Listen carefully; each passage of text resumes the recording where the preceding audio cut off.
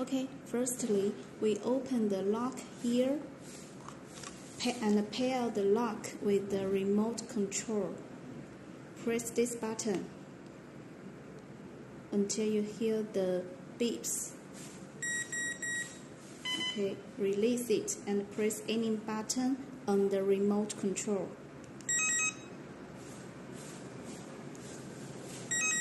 Okay, then these two remote controls are both paired to the lock.